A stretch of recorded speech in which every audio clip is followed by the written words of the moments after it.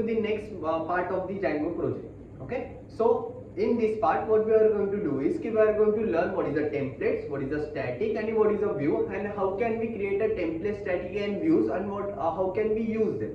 Okay, so first just understand what is a template. Template means what? Template, we are going to create a template folder in our project to store the templates, means to store the front end code, that will be the HTML file. Okay, so what you have to do is you have to create a one folder which will be named as a template in your file structure. In your file structure you have to create a one folder which will be named as a template. In a template folder what we are going to do is we are going to create a HTML file inside the template folder. That has to be given a name like for example template1.html file or template2.html file. If you are going to create an index file, I will just name it as an index.html file. Okay. Then after that what we are going to do is we are going to write our code in the settings.py file. So you have to understand that we have created a template folder in a Django project. So Django doesn't know that we have created a template folder. We have to exclusively tell him that we have created a template folder in which you will find a HTML file. So we have to write some code in our settings.py file to give the path of the template file. So what we have to do is we have to create a template inside the template folder, means we are going to create a one HTML file inside our template folder. Then after that we are going to name the template folder. Okay, so you can name the index file as a index.html and then after that you will just place that file inside the template folder. So based on the request, the view will return this template file. For the index request, I will just return the index.html file using the view.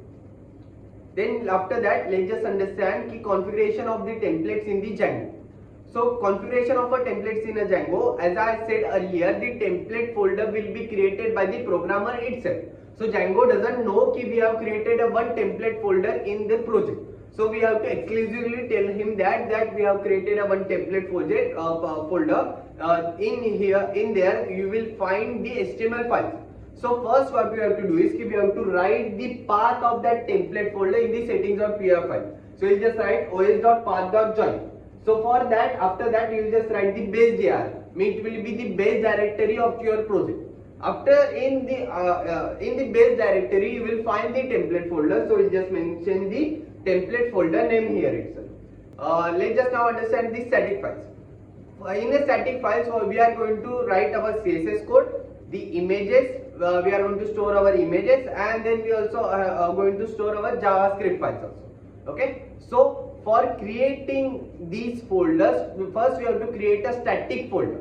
So we just create a one static folder inside our project, and then after that what we can do is we can store our CSS files, JavaScript files, and then images in that folder also.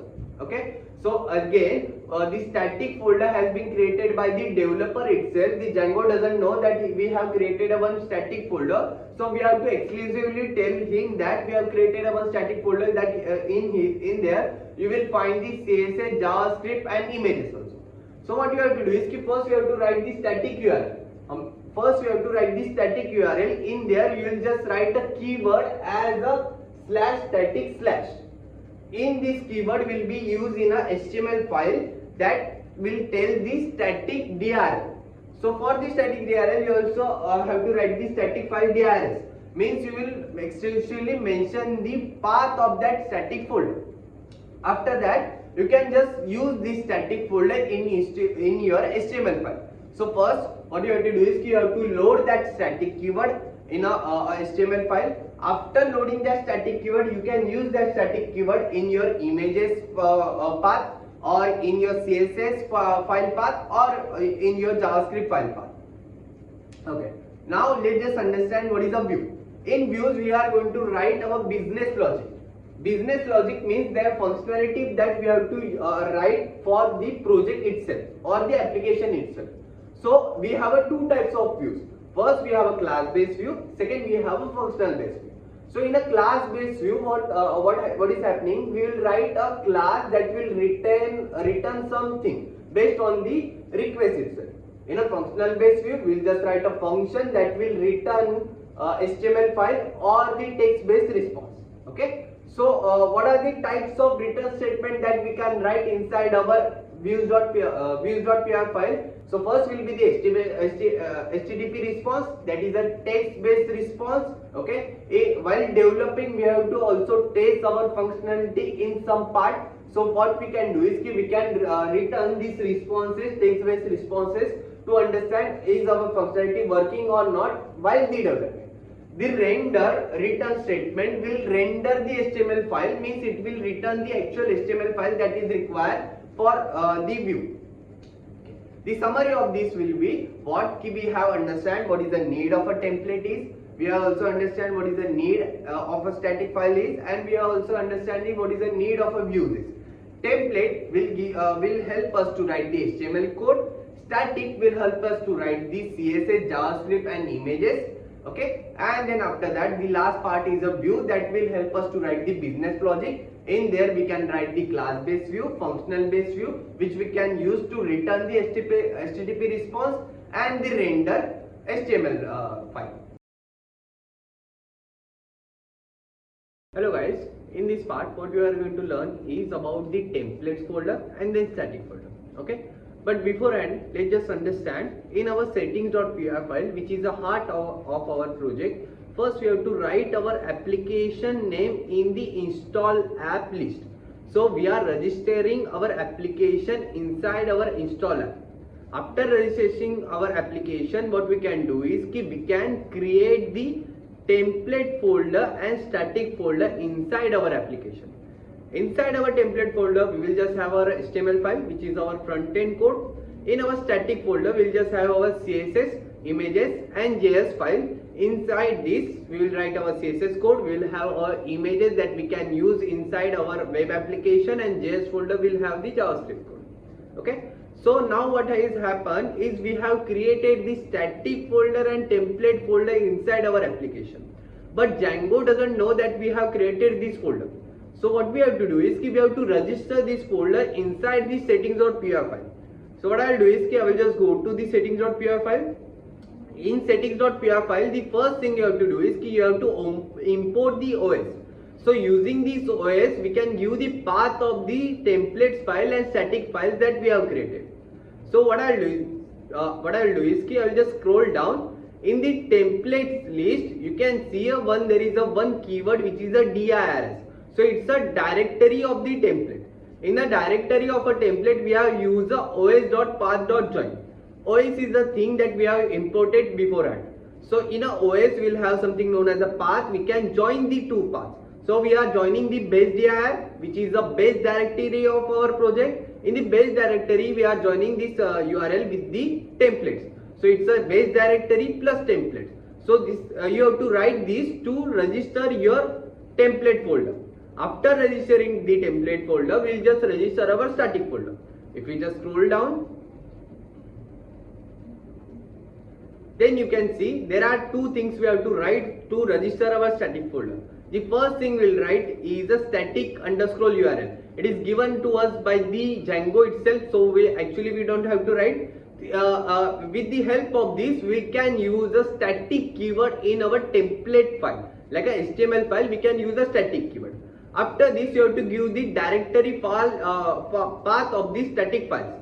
In the directory path, we can just write the os.path.join, same as the template folder. We will just join our base directory with the static folder itself. So the path will be base directory plus static. After creating these two, what we can do is we can actually have the HTML folder file inside this. So you might have completed the web core module in which we have built one project. We are going to taking a help of this project. We are going to continue with this project in a Django itself. So in here you can see the first thing we have done is we have loaded the static keyword. After loading the static keyword, what you can do is you can use the folders, you can use the CSS, images and JavaScript from the static folder itself. So while writing the path, you don't have to write the whole path. What you can do is you can while using the static keyword, you can write the path from the CSS folder for the style sheet. And if you just scroll down, in our images you can see we are not writing the whole path. What we are doing is we are using the static keyword. After that we are saying that in images we have the image which is named as a sunday1.jpg.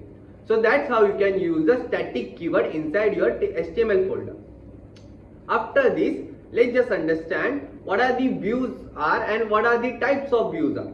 So in your application you can see a one folder which is named as a views.py. In here we can write multiple views.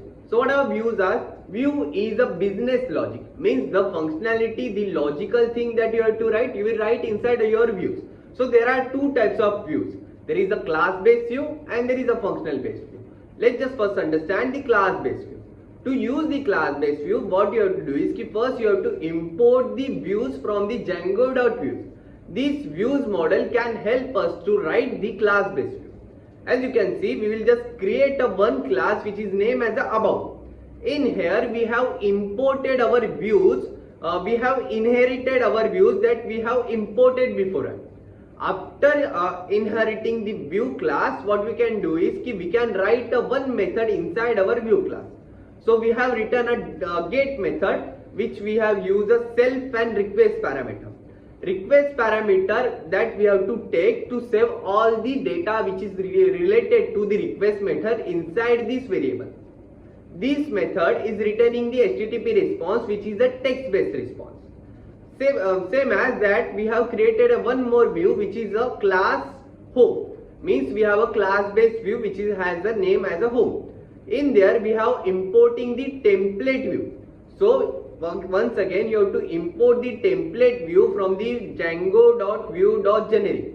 This template view will help us to return the template from our templates file. Means this will help us to return the HTML file from the templates folder. In here I have given the name of the template which is named as a index.html. So this will help us to return the template from the templates folder.